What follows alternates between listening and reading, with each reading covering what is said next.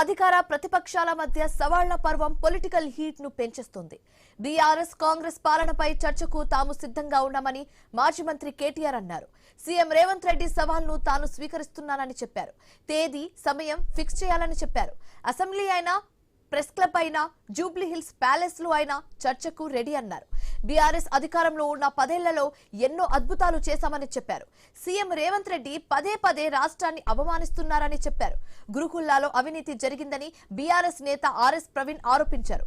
ఉదయం 11 గంటలకు ఆధారాలతో ప్రెస్ క్లబ్ కు వస్తానని ప్రకటించారు. ఫర్ యువర్ ఛాలెంజ్ అన్నావు కదా, నిన్న ఎక్కడ పెడతావో పెట్టు. వరంగల్లో పెడతావా, అశోక్ నగర్లో పెడతావా, ప్రెస్ క్లబ్లో పెడతావా, అసెంబ్లీలో పెడతావా, నువ్వు ఎక్కడ చర్చ పెట్టినా రేపు పెడతావా, ఎల్లుండి పెడతావా, అవతల ఎల్లుండి పెడతావా, నీ ఇష్టం. ప్లేసు, డేటు, టైం నీ ఇష్టం. We are ready.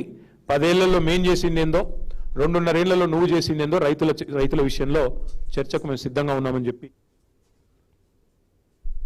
మరోవైపు హరీష్ రావు కేటీఆర్ తో బహిరంగ చర్చకు సిద్ధమన్నారు మంత్రి అడ్లూరి లక్ష్మణ్. గురుకుల్లాలో అవినీతి నిరూపిస్తే రాజీనామా చేస్తానని ఛాలెంజ్ వేశారు.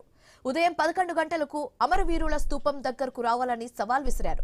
హరీష్ రావు కేటీఆర్ వస్తే తాను పొన్నం అజారుద్దీన్ కలిసి వస్తానని అడ్లూరి చెప్పారు. మరోవైపు కేటీఆర్ సవాల్ను మంత్రి జూపల్లి కృష్ణారావు కూడా స్వీకరించారు. అప్పులపై చర్చకు సిద్ధమని మంత్రి జూపల్లి స్పష్టం చేశారు. ఉదయం 11 గంటలకు బీఆర్ఎస్ ఆఫీస్ కు వెళ్తానని ప్రకటించారు. కేటీఆర్ చెప్పేవి నిజమైతే పదవికి రాజీనామా చేస్తానని మంత్రి జూపల్లి సవాల్ చేశారు. మీరిప్పుడు ఏదైతే మీరు రుణమాఫీ కింద తక్కువ చేసిన కొంతమందికి ఇవ్వలేదు, రైతు భరోసా కొంతమందికి ఇవ్వలేదు, లేదా మాట్లాడరు అదే అట్లాగే రకరకాల అన్ని స్కీమ్లు మొత్తం మీరు మాట్లాడిన మొత్తం తిప్పి కొడితే కూడా, తిప్పి కొట్టినా మళ్ళమల తిప్పినా ఎట్లా తిప్పినా మొత్తం తిప్పి కొట్టే మీరు మాట్లాడి 20-30 వేల కోట్లు. మళ్ళీ మీరు చేసిన అప్పుకు ఇదెందుకు చెప్తలేదు లెక్క? మీరు 1,80,000 కోట్ల అప్పు కట్టింది దేనికైనా కావాల్సిన డబ్బే కదా. అరే మీరు మీరు మీ ప్రశ్నలకు సమాధానం మీ సమాధానంలో ఉంది కదా.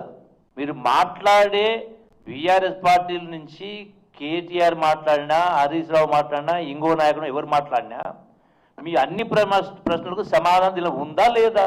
దీనికి సమాధానం చెప్పు. ఎవరైనా చిన్నపిల్లలు కాదు కదా. చిన్న క్లాస్ 5-6 తరగతి చదువుకునే వాళ్ళకు లెక్కకు గింత అంటే అంతకెంత అని లెక్క చెప్తారు. అంటే ప్రజలను మభ్యపెట్టడం కోసం, తిక్కమక్క చేయడం కోసం ఏదో వాళ్ళకేం తెలియదు కాబట్టి ఇవన్నీ మాట్లాడుతూ ఉంటారు. ఇందులో నేను మాట్లాడిన దానిలో ఏ ఒక్కటి అబద్ధమైనా నేను కేటీఆర్ వేసిన సవాలుకు నేను సిద్ధంగా ఉన్నా. మీరిప్పుడు ఏదైతే మీరు రుణమాఫీ కింద తక్కువ చేసిన